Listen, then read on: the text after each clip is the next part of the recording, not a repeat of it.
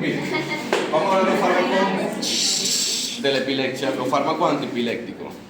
¿Sí? Estos fármacos, muchachos, a ver, mezclo un poco los fármacos benzodiazepinas, un poco de barbitúrico. Es un poco confuso los mecanismos de acción porque la mayoría de los mecanismos de acción se parecen mucho y eso es lo tedioso de estos fármacos, les soy sincero. Pero vamos a tratar poco a poco, no nos vamos a apurar. No creo que terminemos la clase hoy, pero bueno, vamos a avanzar. Epilepsia, trastorno en el que una persona tiene convulsiones o crisis recurrentes debido a un proceso crónico subyacente, es decir, ya una patología de base. Cuando ya la persona tiene epilepsia, ya es una persona que está diagnosticada, ya es una persona que está tratada. ¿Sí? Convulsiones, fenómenos paroxísticos producidos por descargas anormales, excesivas o actividad neuronal sincrónica del cerebro. Es decir, son procesos agudos, ¿verdad? Le hago la pregunta a ustedes. ¿Cuáles son las causas de las convulsiones? Fiebre. ¿Ah? Puede ser Fiebre, ¿qué más? Traumatismo. Traumatismo, ¿qué más? Desarrollo. ¿Desarrollo de qué? Durante la adolescencia. lesiones cerebrales, daño Ahí entra traumatismo. Infecciones. Acumulaciones. Puede ser un tumor en la silla turca Infecciones. que comprima lo que es la neurohipófisis. ¿Desequilibrio? ¿Desequilibrio qué? Ambiental. ¿Electrolítico? Ah, ok, así sí. Desequilibrio hidroelectrolítico. ¿Sí? ¿Qué más? Hipoxia cerebral. Hipoxia cerebral también. Cuando hay hipoxia, producto de un traumatismo, producto de un accidente cerebrovascular isquémico, hemorrágico, ¿verdad? Hipoglicemias. Los pacientes diabéticos que se complican, que hacen muchas complicaciones agudas como la hipoglicemia, tienden a desarrollar convulsiones. No solamente los pacientes diabéticos, una persona que esté consumiendo alcohol, una intoxicación etílica, hace picos de hipoglicemia y produce las convulsiones porque hay una ley que es que el cerebro no se puede quedar sin glucosa. El cerebro es independiente de glucosa. Es decir, cuando hay una baja hipoglicemia, que es la clínica de hipoglicemia, que es automáticamente hay un dolor de cabeza inmediato. Seguidamente hay una diaforesis y hay palpitaciones, etcétera, etcétera, pero el signo principal es el dolor de cabeza y después viene la convulsión. Es porque el cerebro por nada del mundo se puede quedar sin glucosa. ¿Trastornos ácido base también? Sí, vendría siendo también engloba la parte del desequilibrio hidroelectrolítico. Bien, entonces, las convulsiones, lo que le quiero decir es que son procesos agudos, ¿cierto? Bien, entonces, creo que esto lo van a ver en práctica médica, ahorita. Los tipos de convulsiones. Crisis parciales, que son crisis parciales simples sin alteración de la conciencia, que son los síntomas motores, sensitivos, autónomos, psíquicos, crisis parciales complejas con alteración de la conciencia y crisis parciales de evolución o generalizada. Ahí están las crisis generalizadas que son tónico-clónicas, tónico porque el cuerpo se pone rígido, clónica, movimiento repetitivo. Entonces, tónico, clónico. Primero se pone tónico el tono muscular, ¿verdad? Se contrae y después comienza la convulsión típica que en su mayoría, la mayoría de las convulsiones o de las crisis epilépticas son tónico-clónicas. Ahí están las ausencias típicas, que son típicas, la persona se queda así, estática y está convulsionando. Ausencia atípica, la persona a veces puede estar estática pero no escucha, está convulsionando. O sea, es un universo. Atónica, se queda sin tono muscular. Mioclónica, solamente el movimiento, ¿verdad? Clónica, muchos movimientos repetitivos. Tónica, rigidez muscular. Entonces, hay un sinfín de convulsiones que un universo, un abanico que nosotros tenemos que saber identificar. La más común es la tónico-clónica, ¿sí? Bien. Bueno, vamos a hablar un poco, para entrar en materia, sobre la fisiopatología de manera general de la epilepsia. Yo le vengo diciendo desde la primera clase que los neurotransmisores, vuelvo nuevamente con los neurotransmisores. ¿Qué hace el GABA? Es netamente inhibitorio, ¿vale? ¿Sí? Es decir, ¿y qué hace el glutamato?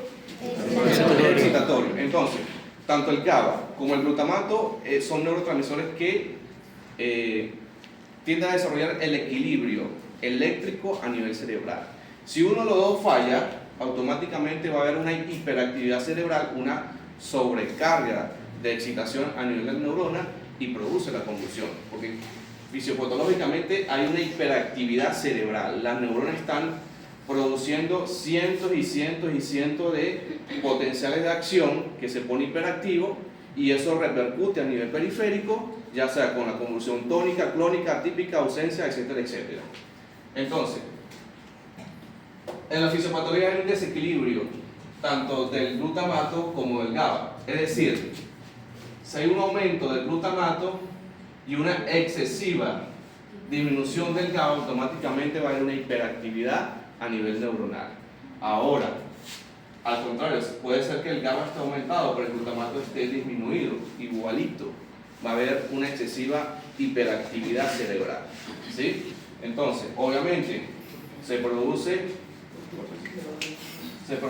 el aumento de los potenciales de acción, el umbral de acción, y llega un momento en que, no sé si ustedes cuando pasaron por segundo semestre, vieron algo que se llama fase de meseta. ¿Se acuerdan? Sí. ¿Sí? Que es un periodo refractario, que es en la fase 2. Bueno, en la epilepsia hay un periodo refractario que es en la fase 2 que se mantiene, es decir, hay una excesiva sobreestimulación, ¿verdad? Y se mantiene por 10, 15, 20 minutos y cada neurona que hace una convulsión, neurona que no se repara, muere. El daño es totalmente irreversible, ¿sí? Entonces, por eso es que en los pacientes epilépticos o los pacientes que convulsionan hay que cuidar las neuronas. ¿Por qué? Porque puede quedar con secuela. Puede ser que el paciente tenga una convulsiona, vaya la redundancia, y puede quedar con secuela. Puede quedar con una fase de Broca, una fase de Wernicke, es decir, no articula bien las palabras, no escucha, etcétera, etcétera. Puede tener múltiples complicaciones. Bien, entonces, básicamente, a grosso modo, por encima, ese es el mecanismo fisiopatológico el cual se produce una hiperactividad o un exceso de descargas neuronales a nivel del cerebro cuando hay una convulsión o cuando hay una epilepsia establecida. Bien, ahora, fármacos antipilépticos.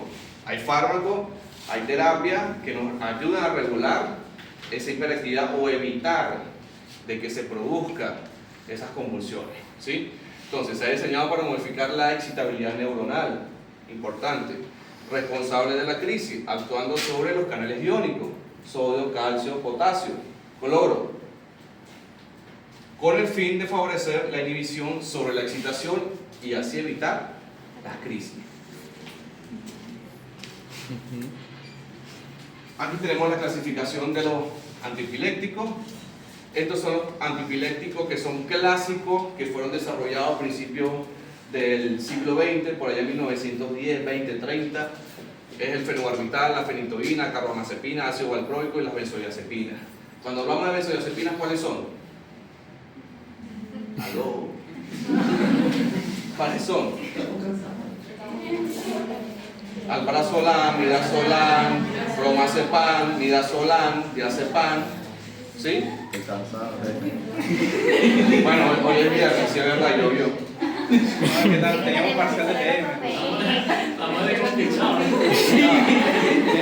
Es que yo le escucho que se están quedando de ¿quién le da práctica médica? Cintia Navarro. 7 doctores. La doctora Cintia. Cindy Navarro. Pero nos evaluó con Ingrid Camacho. Y nos desestabilizó.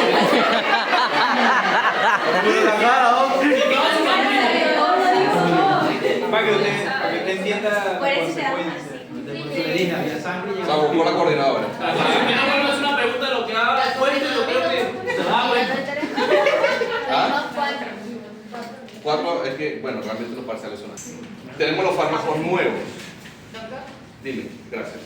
Tenemos unos fármacos nuevos que son a partir de que no son tan nuevos realmente, se salieron en la década de los 90. La motrigina, topiramato, gabapentina y hagan silencio.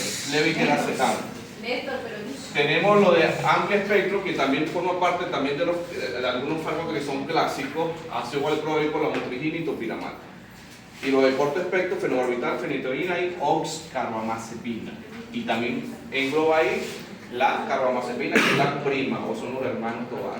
Oxcarbamazepina y carbamazepina. Hermanos Tovar. No, en cuanto a benzodiazepina, como anticonvulsivo, sería que en dosis altísimas. Ya va. Vamos empezando, ya vamos poco a poco. Bueno. No, de manera me acuerdo un poco. Bueno, sí, es verdad, dosis altas. Dosis altas, las benzodiazepinas son anticonvulsivantes. Dosis mínimas son ansiolítico. Acuérdense, ansiedad, dosis mínima, lo pones sabrosito. Te relaja. Es decir, bueno, ustedes deberían haber tomado una alprazolam parcial. Para el parcial de la segunda unidad, Hubiésemos estado sabrositos. Claro, así no lo traicionan los nervios. Bueno, vamos a hablar de la oxcarbamazepina. Fíjense algo. Yo le había dicho que en la fisiopatología de epilepsia era trabajar el glutamato y trabajar el GABA. Me avisa cuando sean las 5:30. ¿Sí? ¿Ya? Quedan 20, doctor. ¿Ya 20? Bueno, voy poco a poco porque no vamos a terminar. Oxcarbamazepina. Fisiopatología de epilepsia. Forma el glutamato y el GABA, ¿verdad? Entonces, la oxcarbamazepina es un fármaco que va a actuar a nivel del glutamato. ¿Qué pasa? ¿Qué hace la oxcarbamazepina? Sencillo. Este es el glutamato, la parte presináptica y esta es la parte postsináptica. ¿Sí? La oxcarbamazepina, en pocas palabras, va a bloquear los canales de sodio y calcio en los receptores AMPA y NMDA del glutamato. Ese es el mecanismo de acción. ¿Vale? Entonces, ¿para qué yo voy a indicar la oxcarbamazepina? Crisis parciales simples, complejas y secundarias generalizadas, eficaz en el tratamiento de la neuralgia del trigémino. ¿Ustedes han escuchado la neuralgia del trigémino? ¿Sí? Ese es un dolor insoportable. Insoportable. Dice que algunas literaturas hablan de que el dolor es un dolor que el ser humano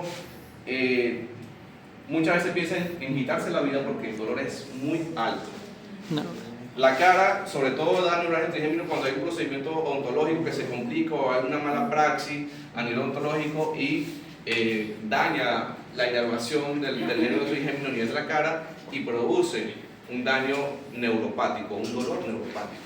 Entonces, la oxcarbamazepina conjuntamente con la carbamazepina, aparte de que se indica para las crisis parciales simples y complejas, también se indica para el tratamiento de la neuralgia trigémino o dolor neurótico, neuropático, aquellos dolores también que se desarrollan con el síndrome lumbociático, con daño a nivel del plexo braquial, etcétera, etcétera.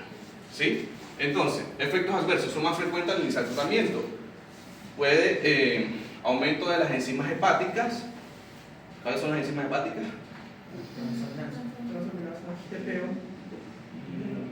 La oxalata, enzima oxalata pirúvica y que la dejó y la TGP. Estoy reseteado hoy. Bueno, se nota muy bien. Bueno, aumento de las enzimas hepáticas. Leucopenia leve. ¿Qué es leucopenia? ¿Por debajo de qué? Las citomenas. ¿De? No, mentira, leucopenia. Leucopenia. 4.000 o 5.000 dependiendo de la referencia del laboratorio. Eso va a variar. Claro, el laboratorio Entonces 5 y 6. Ajá. 5.000 y 6.000 ¿qué? Células por milímetro cúbico. Células por milímetro cúbico. Cuando ustedes vayan al hospital y estén en la revista clínica y vayan a presentar el caso clínico, ¿ustedes han hecho eso? No. ¿Práctica Médica 1 hicieron eso? Bueno, Práctica Médica 2, eso es parte de las prácticas médicas. De introducción a la práctica médica, práctica 1, práctica 2, de llevar al hospital y presentar casos para que ustedes estén preparados cuando lleguen al hospital. Bueno, X. Entonces, cuando ustedes vayan a presentar un caso clínico y le digan, el médico le diga, bueno, dígame los laboratorios del paciente, usted tiene que decir si la cuenta blanca, que es los leucocitos, está, no sé, en 8.000, bueno, tiene una leucocito en 8.000 células por milímetros cúbicos. O sea, nombre y apellido. ¿Sí? Bien. Bueno, también desarrolla el síndrome de Stevens-Johnson. Ojo, estos efectos, tanto el síndrome de Stevens-Johnson como la trombocitopenia, como la aplasia, como la leucopenia leve, obviamente usted no se va a tomar una carbamazepina o una carbazepina ahorita y por 5 o 10 días va a desarrollar esos efectos adversos. Es muy raro, ya es cuando ya es un tratamiento ya de largo plazo, realmente que son a desarrollar esos efectos adversos. Bien, este es el tratamiento de la oxcarbamazepina, igual que la carbamazepina. Crisis parciales simples y complejas secundarias, eficaz en tratamiento del neuronal trigémino, dolor neurótico y trastorno bipolar. Presentación 300 miligramos en tableta, viene en presentación también de 200 miligramos. Se indica una vez al día o cada 12 horas. Todo va a depender de la clínica. ¿Sí? ¿A qué se debe el trastorno bipolar? Ya lo vamos a hablar, creo que ahorita en esta clase, más adelante. Eso es lo que necesitamos ahorita nosotros. Bueno, atención aquí. Vamos a hablar de la fenitoína o fenileantoína o el famoso Epamin. ¿El Epamin? No. ¿Sí? ¿No? Bueno. Fíjense algo. Este es el neurotransmisor, este es el GABA, ¿verdad? El epamino o la fenitoína no va a actuar en la parte postsináptica, va a actuar en la parte presináptica. Es decir, va a actuar en la parte externa del neurotransmisor GABA. ¿Con qué? Con que me va a bloquear la entrada de los canales de sodio para que no se produzca la liberación del ion calcio. Ese es el mecanismo de acción de la fenitoína o la fenileantoína. Es decir, por ejemplo, fíjense algo, la fenitoína, indicado para las crisis parciales simples, complejas y secundarias realizadas, eficaz en el tratamiento de la crisis de ausencia y mioclónica. Entonces, cuando yo digo crisis parciales simples o complejas, se utiliza en gran parte para las convulsiones o las epilepsias más comunes. ¿Sí? ¿Qué pasa? Este tratamiento, muchachos, me voy a adelantar un poquito al manejo de la epilepsia. Cuando lleguen al hospital ustedes van a escuchar que si ya epaminizaron al paciente. Por supuesto, si llega un paciente convulsionando. Es decir,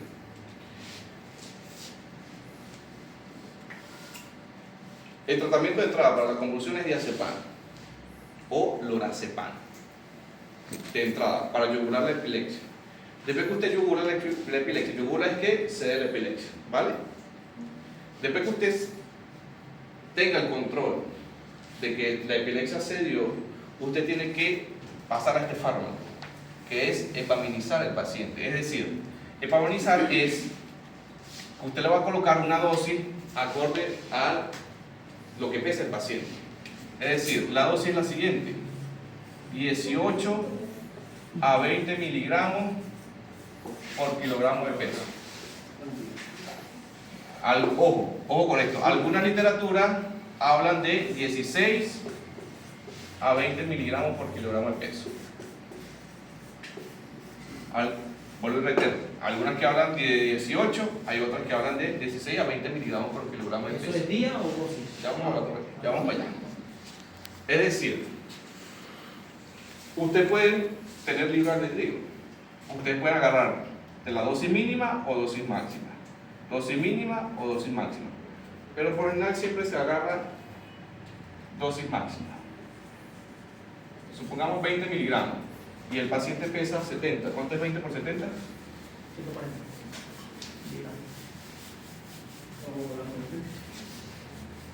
¿Cuánto es 20 por 70? 140. 140. No vale. Esta es la fórmula. 20 miligramos kilogramos peso. 20 por 70, rapidito, la calculadora.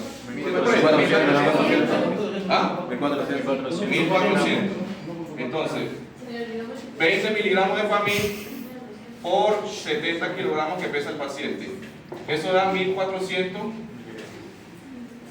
miligramos. ¿Vale? Algunas presentaciones de Famil o de fenilantoína o fenitoína, es lo mismo, que viene presentación de ampolla de 100 miligramos, ampolla de 150 miligramos, 200 miligramos, 250 miligramos y 50 miligramos. Si se consigue la ampolla de 250 miligramos, por dar un ejemplo, ¿no? Entonces, ¿cuántas ampollas se necesitaría para los 1400 miligramos? 6, mami. 6. 6. 5. Casi 6. Casi 6. Entonces, usted necesitaría 6 ampollas de 250 miligramos. 6 ampollas. ¿Sí? Porque usted tiene que cubrir los 1400 un poquito más, no pasa nada. ¿Sí? Entonces, esos 1400 miligramos que son 6 ampollas, si viene la presentación de 250 miligramos, porque si viene de 100 miligramos, las ampollas van a ser más. Van a ser hasta 14 ampollas. ¿Sí? Y si son de 50 miligramos, son más ampollas. ¿Verdad? Entonces, lo ideal siempre son que usted la pida 250 miligramos. Ahora bien, esas ampollas, usted la va a diluir en solución 0,9 en 250 ml o 300 ml. Es decir, usted va, estas 6 ampollas y la va a colocar en esta solución de 250 a 300 ml. ¿Sí? Y eso lo va a pasar por vía endovenosa en un periodo de 60 minutos. Y eso es epaminizar al paciente. Luego que usted ya, el paciente deje de convulsionar, usted le monta la epaminización. Y luego le monta la epaminización, o sea, le monta el fármaco por 1 hora y luego le dejas el epamil o la fenitoína o la fenilantoína, si es de 250 miligramos, cada 8 horas. ¿Sí me entiendes? Entonces dosis. Primero una dosis de ataque, después una dosis de mantenimiento. Pero la dosis de mantenimiento sería una ampolla. ¿Sí? ¿Y se administraría de igual manera diluida en cuántos litros? Claro, esta se va a diluir, se puede diluir en 50 o se puede diluir en 100. Los 60 minutos de la dosis inicial es una constante. Sí, es una constante. Tiene que ser 60 minutos, tiene que pasar lento. ¿Sí?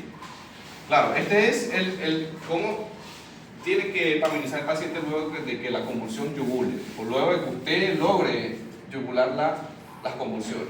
¿Sí? ¿Por qué? Porque el cerebro queda hiperactivo, queda todavía con descargas eléctricas, y usted tiene que pasar otro fármaco un poco más potente, pero que no tenga tantos efectos adversos.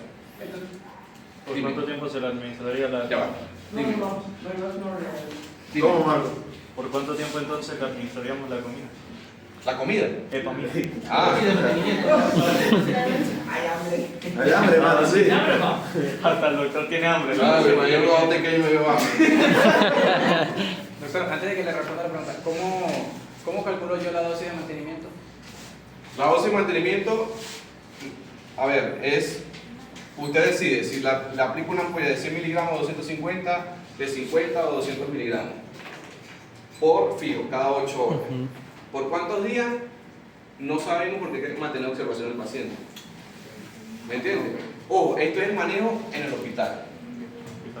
Pero en ese caso Hospitalario. quedaría como en electrocefalograma. ¿Ah? En ese caso me duele con electrocefalograma. Después se va a control, después se le manda a hacer un electrocefalograma, después tiene que evaluar un neurólogo, es decir, Ok, Pero aquí o sea, me pregunto, por lo menos por el primer día. Ya el segundo día que esté, o sea, claro, descansado, que haga pero ese cuando usted programa. tenga en la emergencia, usted lo que le interesa es que controlar la convulsión y que el paciente no le convulsione. Ok. Mantenerlo ahí tranquilo, Es que no es tranquilo. hasta que se le hagan los estudios complementarios y se estudia el porqué de la causa, por qué convulsionó. ¿Sí me entienden? Ojo, esto es más que todo para el manejo de paciente epiléptico. Epiléptico. Ojo, porque si es, escúcheme, si es una convulsión, escúcheme, si es una convulsión, por ejemplo, por hipoglicemia, el manejo es distinto. No.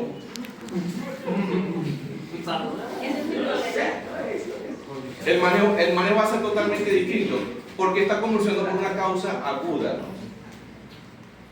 y por una baja glicemia. Usted le pasa destroza al 5% y usted soluciona ese problema de una vez. O le pasa, me estoy adelantando la tercera unidad. Pero no importa. Pero es que no, pero igual manera, entonces, como yo ven, si aquí viene temblando, literal, o sea, convulsionando, ¿cómo va a ser que una epilepsia o una convulsión? Buena pregunta. Buena pregunta. Vamos a darle poco a poco a esta clase. Sí, de todos modos quedan 5 minutos. Mire, Literal. ustedes saben que en el hospital pasan cosas locas. Cosas locas y el hospital es una novela. Y va a llegar gente por cantidades industriales, de distintos pensamientos, de distintas culturas, etcétera, etcétera. De todo. ¿Qué pasa? Muchas veces llegan personas que aparentemente fingen una convulsión. Y usted como médico, escúcheme, usted como médico no va a permitir que le laven la cara, Joder. que se burlen de frente, porque usted es el médico. Usted tiene que ser chispa y pensar con malicia. El médico siempre tiene que pensar con malicia, muchachos. O sea, el médico que piense con genuidad, no, tiene que pensar con malicia. Cuando habla de malicia no es que haga el mal, sino que tiene que siempre pensar mal en la patología, a no confiarse. ¿Qué quiero decir con esto? Que muchas veces llega un paciente que supuestamente está convulsionando porque, bueno, quiere llamar la atención del esposo, de la hija, de la abuela, X circunstancia, y entonces llegan y convulsionando. Primero, el paciente con convulsión, que ya convulsionando tiene pérdida de la conciencia, es decir, no se acuerda. El paciente convulsiona y usted le pregunta, ¿después qué pasa la convulsión? Y no se acuerda del momento. Pierde automáticamente el conocimiento, el cerebro se resetea. Es decir, el paciente que finge una convulsión está totalmente consciente. ¿Cómo usted lo descubre? La cachetada. Bueno, este se fue al extremo, pero no está tan... Pero todo lo que hay que hacer entonces. No, usted activa el reflejo doloroso. ¿Cuáles son los reflejos dolorosos que se activan? Préstame la mano. No, ya va. Usted agarra el leche unguial aquí y usted pincha. Usted siente dolor y esto que es suave, ¿verdad? Usted la pincha sin lástima, duro. Y una persona que esté fingiendo convulsión automáticamente me va a retirar la mano o va a ser así.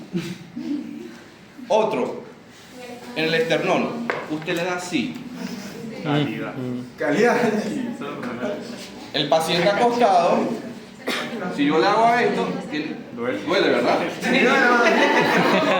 Ahora que usted se la finge, Le va a abrir un hueco. por supuesto que algo va a decir, algo se va a quejar. Doctor, y ahí en ese caso, ¿qué se hace? Ya va. Déjeme terminar el ejemplo.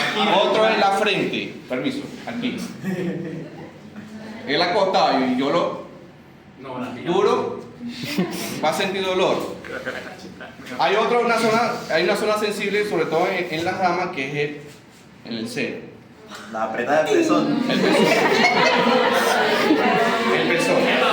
Hay cosas que hacen. ¿Ah? Usted es doctor, amigo. No, la pija, pero es que no todas las infecciones se hacen así, pa.